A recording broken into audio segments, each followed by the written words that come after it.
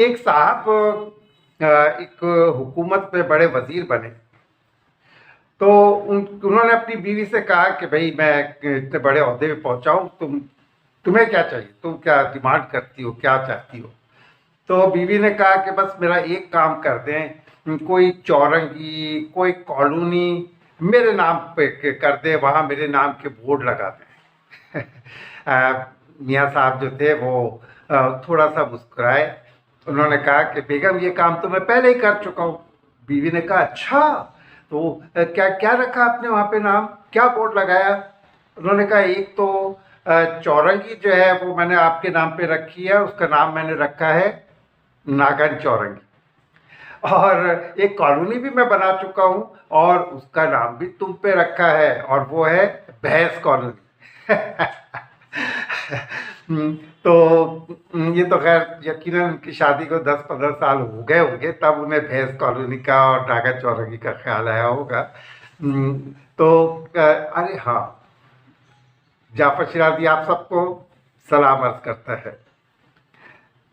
दुनिया में जितने भी लतीफ़े बनते हैं ना, वो लतीफ़े ज़्यादातर जो है ना वो बेचारी बीवियों के ऊपर ही बनते हैं।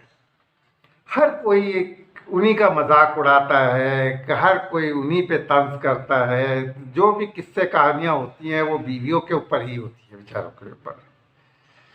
तो कभी कभी तो मुझे ऐसा लगता है कि वाकई बीवी जो है वो दुनिया की सबसे मजलूम तरीन हस्ती होती है। लेकिन ये हकीकत है।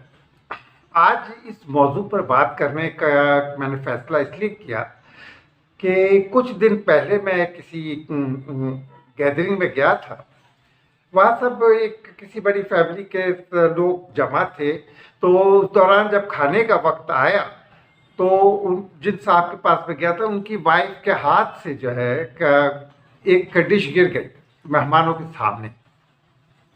डिश गिरने के बाद जाहिर है टूट गई, खाना बिखर गया थोड़ा सा।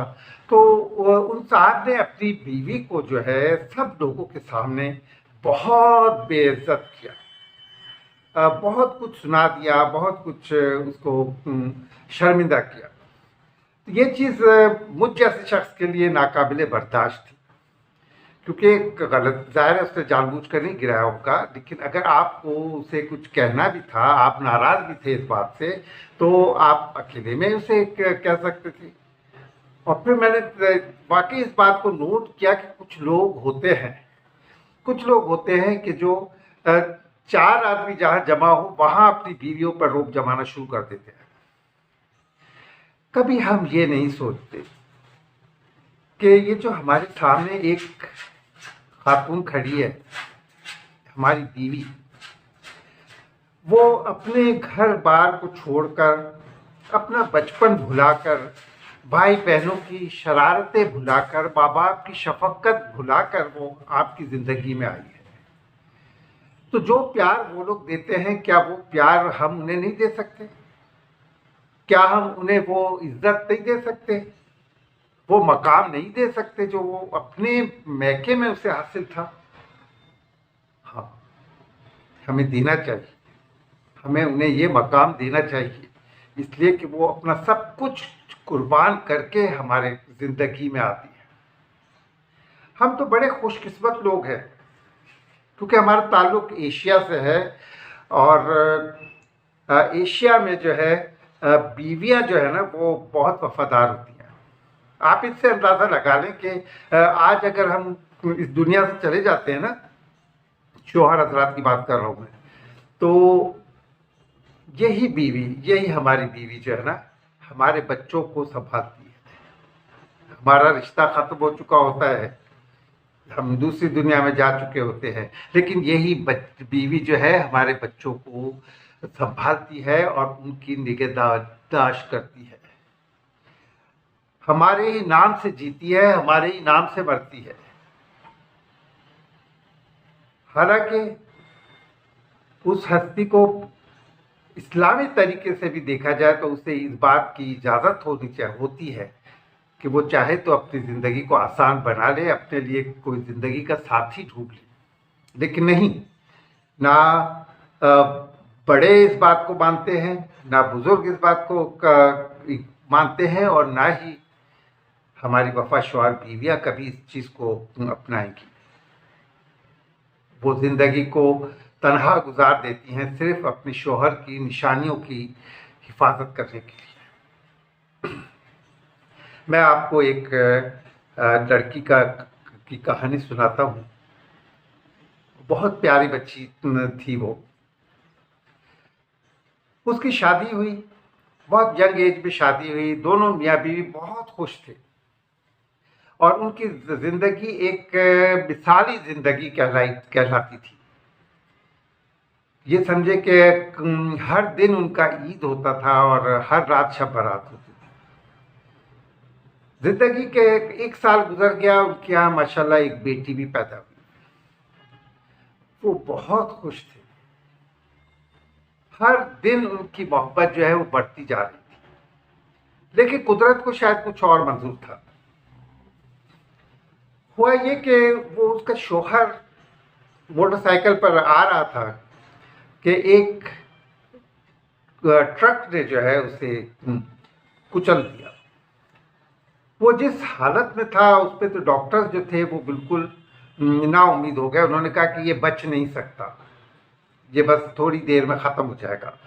लेकिन उनके घर वालों ने फ़ौरन उसे बड़े हॉस्पिटल में ले गए और वहाँ के डॉक्टर्स ने भी कहा कि इनका बचना बहुत मुश्किल है, लेकिन हम कोशिश करते हैं।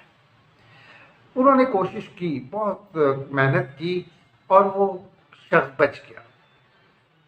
लेकिन वो बच तो गया,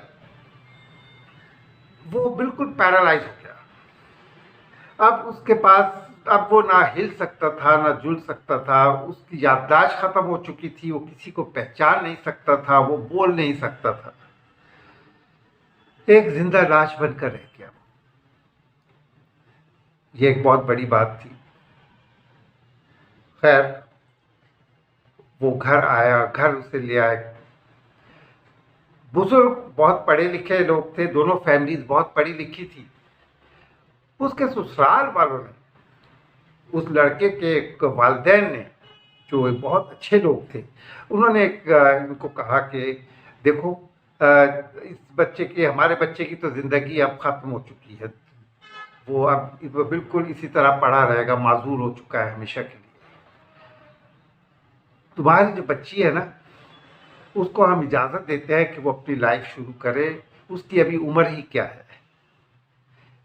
हम अपने बच्चे के हर तरह से निगहदाश्त करेंगे, ख्याल रखेंगे, लेकिन अपनी बच्ची को आप जो है ना, उसकी नई जिंदगी शुरू करा। लेकिन उस लड़की ने जब सुना ना ये बात, तो उसने एक, कहना चाहिए कि बहुत ही एहतजाजी तौर पर उसने कहा कि नहीं, ऐसा नहीं हो सकता। मेरे शौहर ने मुझे इन 2 सालों में जितनी मोहब्बत दी है, वो मैं सारी ज़िंदगी भी अगर उसकी खिदमत करूं तो उस मोहब्बत का मैं बदला नहीं उतार सकती। मैं, सवाल ही पैदा नहीं होता कि मैं उसको छोड़ूं और मैं किसी और के घर चली जाऊं। मैं उसका ख्याल रखूंगी, आपको किसी नौकर रखने की ज़रूरत नहीं। यहाँ तक कि डॉक्टरों ने यहाँ तक कह दिया था कि उसे चौंकि वो बिस्तर पर पड़ा हुआ है, तो उसे हर आधे घंटे के बाद जो है करवट दिलाना बहुत ज़रूरी है। उस बच्ची ने पूरी दुनिया से राब्ता तोड़ दिया, अपने माँ बाप से, रिश्तेदारों से, शादी ब्याह, कहीं भी आना जाना छोड़ दिया, क्योंकि उसके जहन में ये होता था कि आधे घंटे के बाद जो है ना, उसे करवट दिलानी है अपने शौहर को, उस शौहर को जो अब उसको पहचानता भी नहीं है, जानता भी नहीं है।